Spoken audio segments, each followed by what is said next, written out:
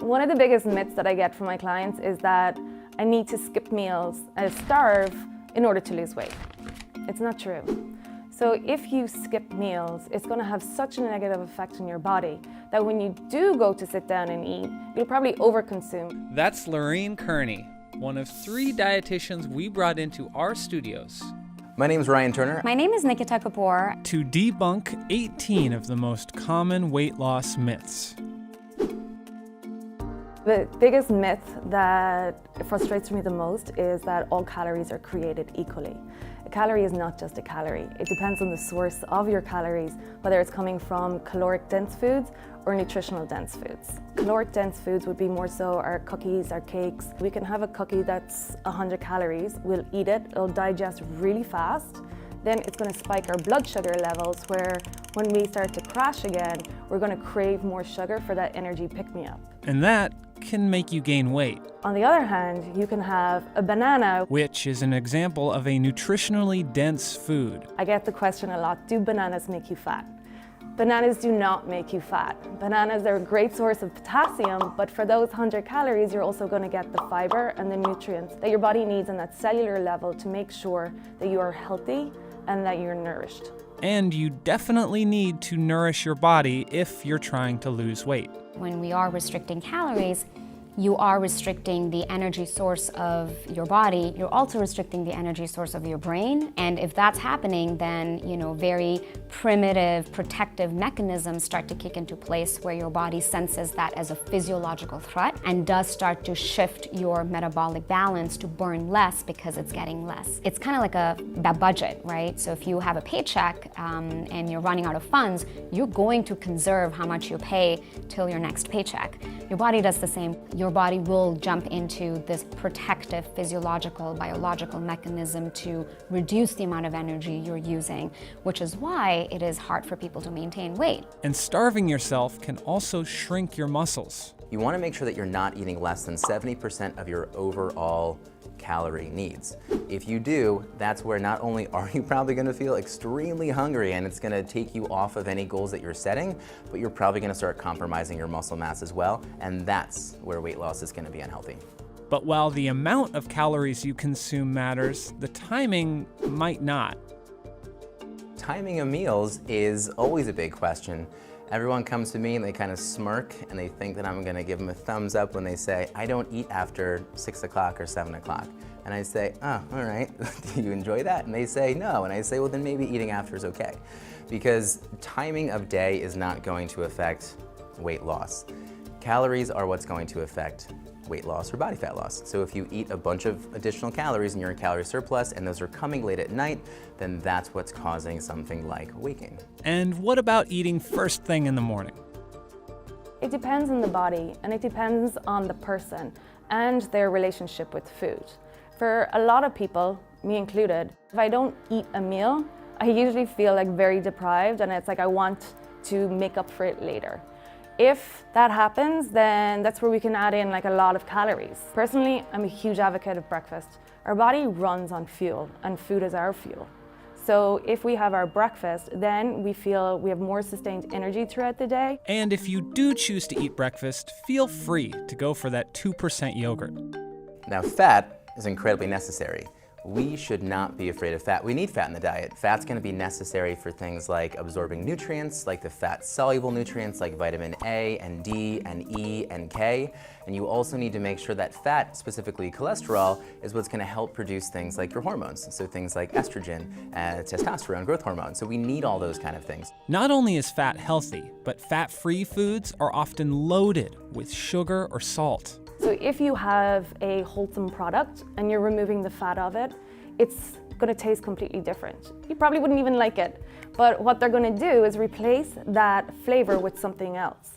And usually it's either sodium or sugar. So with sugar, when we have like a yogurt that has the fruit at the bottom, they're going to have way more sugars than if you had like a 2% Greek yogurt. And as it turns out, fat isn't the only nutrient you can keep in your diet and still lose weight. One of the biggest myths I get about carbs is that you must omit them from your diet to lose weight, or my body doesn't digest them well and I have to omit them because I never lose weight unless I restrict myself. It's not true. And it's just not sustainable. It's almost impossible to have a no-carb diet. Fruits and vegetables are known as carbohydrates, and we must get those for their nutrients. Why carbs have a bad name? It's because of the simple carbs. The carbs that you see prepackaged that are the cookies, the cakes, the sodas, the potato chips, they're called simple carbs because the chemical structure of them is usually 1 to 2 glucose molecules put together. So when you have like a small little glucose molecule, it's easy for them to break away. But with our complex carbs, they are really long chains of carbon that usually about 18 carbon long. And then by the time that your body starts to break it down, it's going to take a while. And that's exactly what we want because it helps balance our blood sugar. And also that fiber keeps us full for longer and then also prevents us from snacking. So eat your carbs. Definitely eat your carbs and eat your bread. Bread's delicious. It's like one of my favorite things. And she has a pro tip for finding bread with more complex carbs. Read your ingredient list. With bread, it's a lot of those mass-produced breads that are in the bread aisle that are shelf-stable. They can last a month without getting mold on them. And when you look at the ingredient list, it's probably about 50 ingredients long. They're the ones we want to avoid. When you're getting bread, get the fresh bread that comes from the local bakery, which is usually around the deli counter area inside in grocery stores. Those will have maybe 4 or 5 ingredients. It'll mold after 2 days.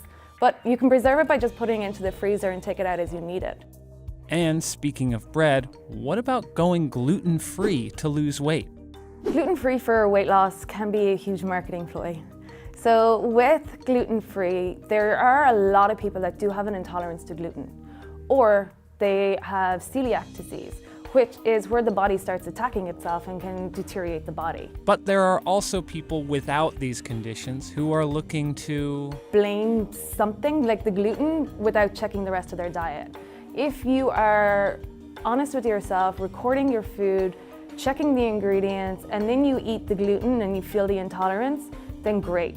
But a lot of people will choose to just jump in and being like, gluten's the enemy. So most of us don't need to cut out gluten or fat or carbs to lose weight, but there are some products better left on the shelf.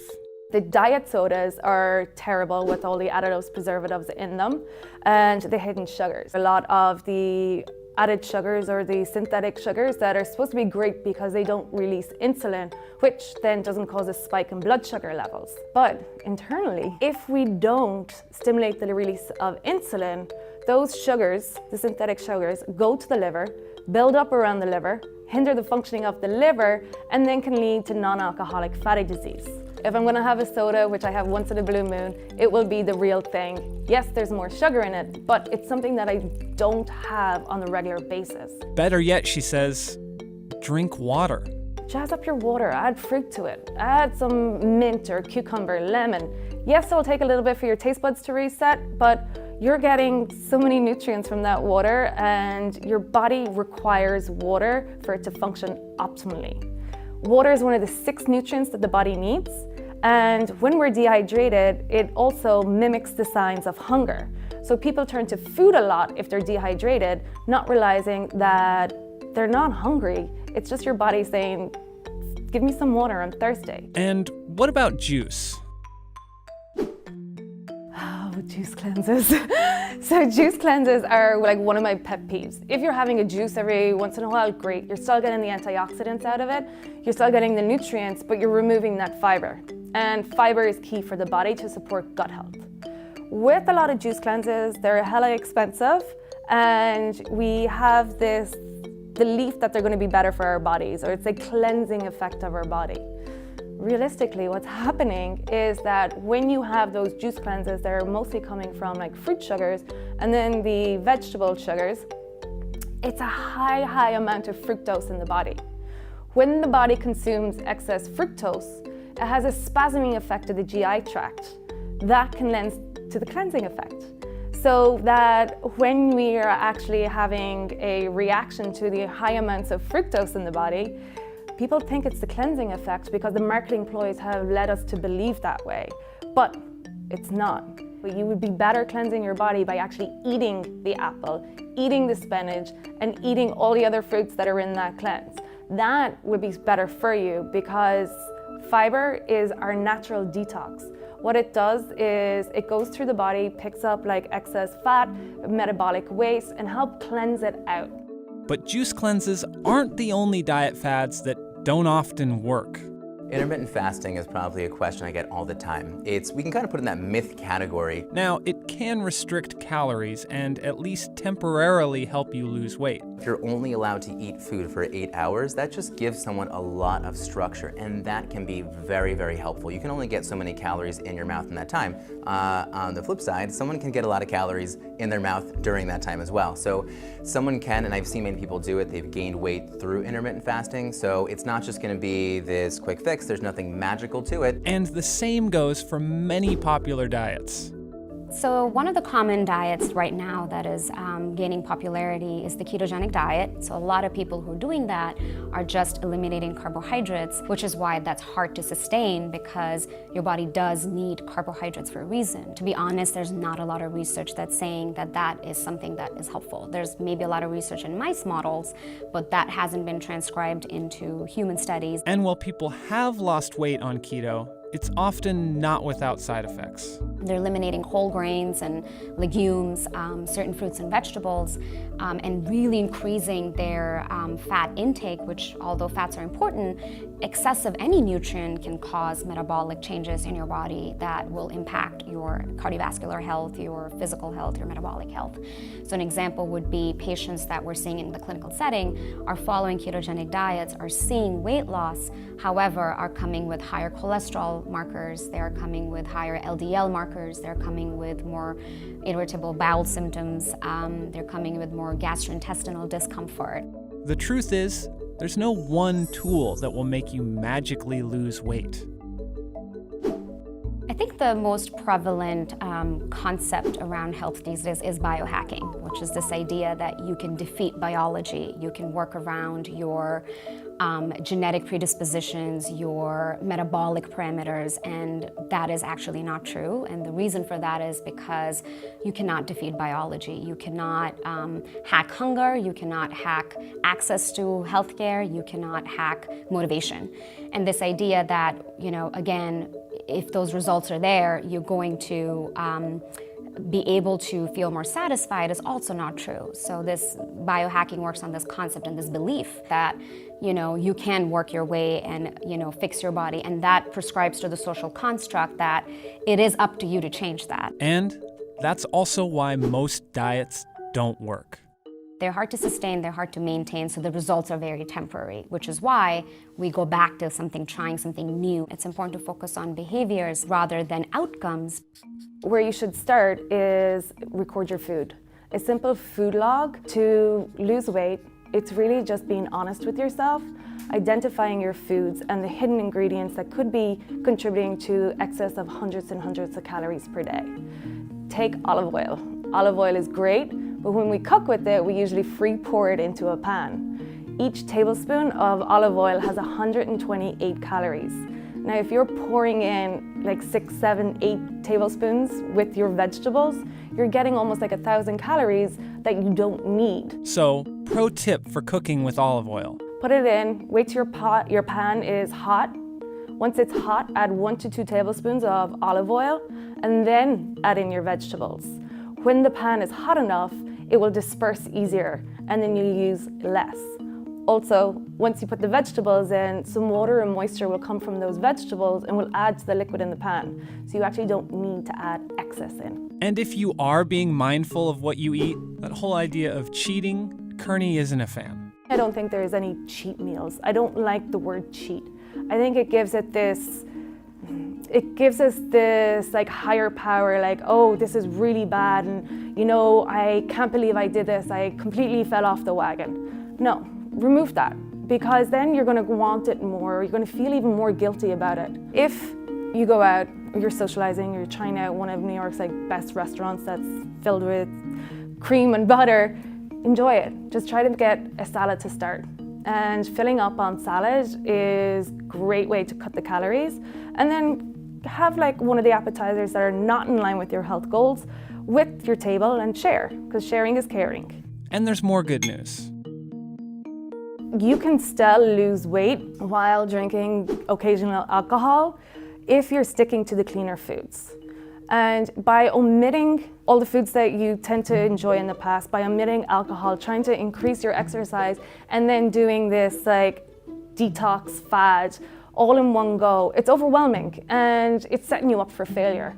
So doing it in stages and being more realistic about what you can change now and then work towards it. But what I usually recommend to my clients is take care of your food now.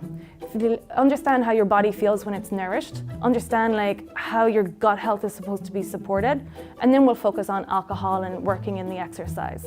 But the thing is, no matter how much we care about it, weight definitely isn't everything. I think one of the biggest myths around weight loss and weight is that overweight equals unhealthy, normal weight equals healthy, as defined by the BMI category. BMI is a very inaccurate measure of health because it is just looking at your height and weight without taking into account what your metabolic factors and parameters are, what is your physiological health, your physical health, your sleep, your mental health, your relationship to food, and I think it's very important to factor those things if you really want to define someone, as healthy. And if we're not going to look at it more holistically, I think what that does is it marginalizes people in bigger bodies. Plus, not everyone can lose weight, even if they're putting in the same effort.